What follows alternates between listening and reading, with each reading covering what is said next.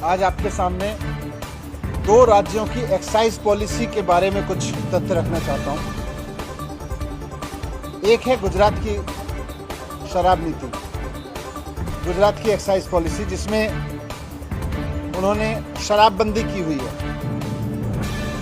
गुजरात में शराबबंदी की हुई है, लेकिन सब जानते हैं कि शराबबंदी के नाम पे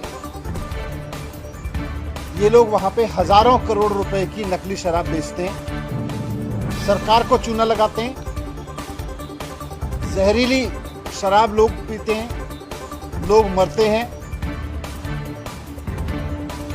खुलेआम सारे मीडिया में भी, अभी तो पिछले जब से ये हुश ट्रेजेडी हुई है लेटेस्ट वाली, सारे मीडिया में कई खबरें इस तरह की आई हैं जहां अलग अलग कोने में गुजरात के ये देखा गया कि किस तरह से इनके घरों में शराब बन रही है, इनके घरों में शराब बिक रही है, किस तरह से पूरे गुजरात में अलग अलग हिस्सों में किस तरह से खुलेआम शराब बिक रही है। ये आप सब लोगों ने दिखाया। ये सारा धंधा इनके ही लोग चलाते हैं, आपने दिखाया। और ये नकली शराब से मौत का पहला मामला नहीं है। ये लोग कहते हैं हमने गुजरात में शराबबंदी कर रखी है, लेकिन हर दूसरे तीसरे साल ऐसे मामले आते हैं जहां लोग जहरीली शराब पी के मर रहे हैं। और फिर जब पड़ताल होती है, मीडिया पड़ताल होती है, तो पता चलता है कि इन्हीं के लोग वहां शराब बेचने और बनाने में शामिल थे। जहरीली शराब पी के लोगों की जान जा रही है, लेकिन जहरीली शराब बेचने का, नकली गैरकानूनी तरीके से शराब बेचने का इनका धंधा दिन दूनी रात चौगनी तरक्की कर रहा है। ये मॉडल इन्होंने गुजरात में लागू कर रखा है। दूसरा है दिल्ली में लागू मॉडल।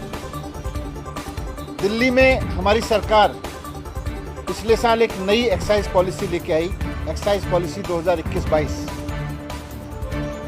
2021-22 की पॉलिसी लागू होने से पहले दिल्ली में सरकारी दुकानें थीं, ज़्यादातर सरकारी दुकानें थीं।